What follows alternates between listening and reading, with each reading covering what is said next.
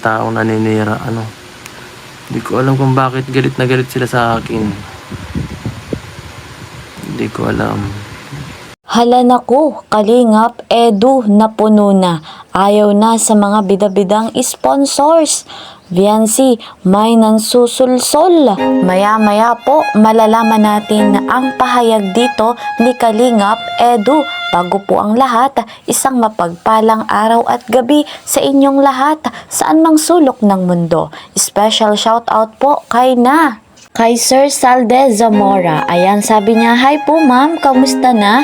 Pa-shoutout po ma'am sa atin lahat. Maraming salamat po ma'am. From Bulacan, Bukawe, Tambobong, Tugadog, Salvador Street, Salde Zamora." Ayan, kompleto. Ano po, special shoutout po sir.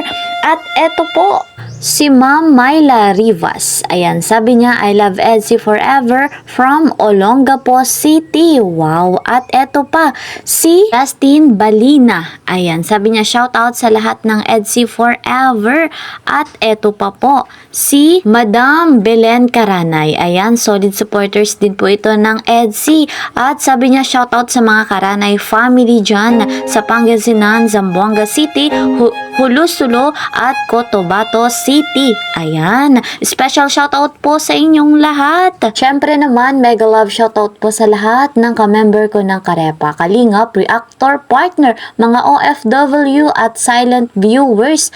Ayan, mega love shoutout po sa inyong lahat. Huwag nating pagsawaang suportahan ang bumuo ng Kalingap. Kuya Val Santos Matubang, gayon din po si Kalingap Rob, kasama ng kanilang may bahay, Ate Edna Vlogs and Jackie Tapia. Mabuti ang layunin nila sa mundong ito, kaya po deserve nila na isubscribe nyo po sa hindi pa nakakapag-subscribe. Makikita nyo talaga napakabuti po ng kanilang puso. Marami ng pabahay, scholarship at financial assistance na napagkaloob sa mga nangangailangan. Akong inyong lingkod, patuloy naman na naglalambing sa bago po sa aking munting channel. Please po subscribe, like and share, and don't forget to click the notification bell para po lagi kayong updated sa aking mga videos. Dito na po tayo guys, mga kalingap, sa ating topic. Narito po ang pahayag ni Kalingap Edu. Ito po ay ayon sa kanyang live. Panoorin po natin ito. Wala kang gagawing tama. Hindi pwede makipaghalubilo sa kapwa. Mali. Pag nakahalubilo ka sa mali pa rin. Kahit tumulong ka, mali pa rin. Bawal kang Ibig sabihin lamang niyan, lahat ng galaw ni Papa Eds ay mayroong nakatingin. Ito pa po ang kanyang pahayag. Hindi nyo po makokontrol ang tao. Sarili nyo lang po makokontrol nyo. Kaya pasensya po sa mga nagagalit.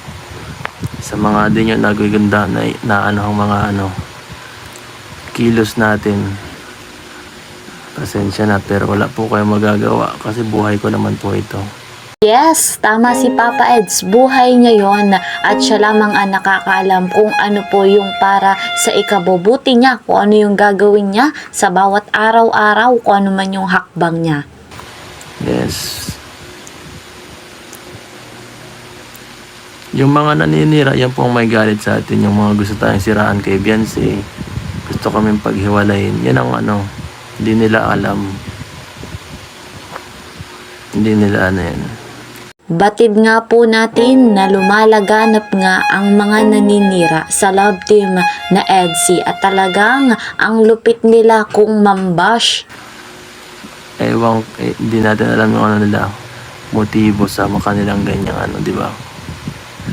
Yung galit nila sa atin ay parang hindi yung normal na galit lang na parang gusto nilang manira lang talaga dahil gusto kang siraan. Parang ganun Madami na po yan. Hindi lang po yan dati pa. Hindi lang po yan yun. Dati pa po may mga ganyan Nung pa po, siguro may kagaya pa nung kay Erica Days, kay Reyna. Hanggang ngayon. normal taga may mga toxic na ganyan. No? So, dati na nga po na marami ng toxic na panatiko at yung iba talaga gumagawa ng issue para nga po manira. At eto nga po mga kalingap, nakaka-proud lang si Kalingap Edu sapagkat sa dinami-dami ng basher na nanatili po siyang matatag at malakas. Pag dumikit tayo sa kung sino-sinong tao, tapos di lang nila nagugustuhan, lalo na yan, di ba? Tapos pagka nawala, wala na sila, malipat sila sa kabilang maninira sa kabilang walang magawa. So, hindi naman tayo na sanay na ako sa mga ganyang tao na nangingialam ng buhay. Kaya, Yung basher na yon o yung mapanirang taong iyon ay talagang gawain niya, Pagkatapos sa EDSI, sa iba namang love team pupunta. Para Para manira. Ayan. may sulsulera talaga sa nila Beyonce. Yun po ang problema. Hindi naman po sa Pero mayroon mga tao sa nakapaligid sa kanilang na nahihinang ihimasok ng ni Beyonce na parang gusto ko may laging parang paghiwalay na ito bawal yan X yan si Eds, may ganong sa kanila so hindi ko naman pero yung kanila talagang galit sa akin iba.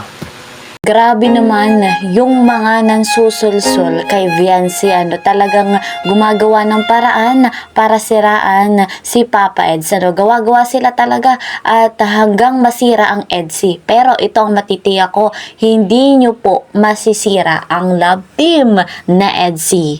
Yan po yung dati mga sponsor natin na sinabihan ko dahil na parang sila sa akin gusto nila akong kontrolin. Hindi ako payag sa ganung kasi ako ang vlogger dito. Pag hindi ko nagustuhan ng ang mga kahit sponsor ko, pag hindi ko nagustuhan ang ginagalaw, ako mismo ang nagtitikal sa kanila na hindi niyo ako pwedeng ganyanin mga toxic sponsor. Malinaw mga kalingap, mga dating sponsor na naging toxic sponsor. Malinaw yung pahayag ni Kalingap Edu. Matindi ito. Kasi yung feeling ng iba basta mag-sponsor, feeling nila entitled na sila maging bida-bida. So ayaw ko ng ganun.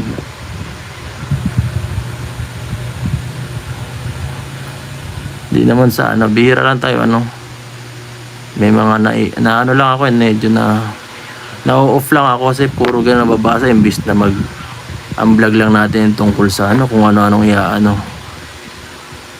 Ayan na nga po mga kalingap, lumabas na sa bibig ng ating Kalingap Edu. Mga bida-bidang sponsor ay ayaw niya po. Ayaw niya na ng ganon sapagkat hindi nakakatulong sa kanyang pamumuhay, sa kanyang pang-araw-araw, lalo na po sa kanilang love team na Edsy. Mahirap nga naman yung ganon. Diba mga kalingap? Sino ba naman na ang hindi mapupuno sa ganitong sitwasyon, sa ganitong klaseng mga toxic sponsor? Sila pala ang mga basher na talagang matindi ang ginagawa, mga nangsusulsol, mga naninira sa love team na Edsy. Ayan, at hindi kami papayag kung si Papa Eds at si Viancy ay tutol sa ganon, kami ding mga supporters ay tutol at hindi kami papayag na patuloy nilang gagawin iyon. Dahil tayo po ay tunay at tapat, solid supporters ng love team na Edsy. Ayan guys, hanggang dito na lamang po muna ang ating update patungkol nga po sa love team na Edsy. See you po sa next video. Ingat po kayo palagi. Bye-bye!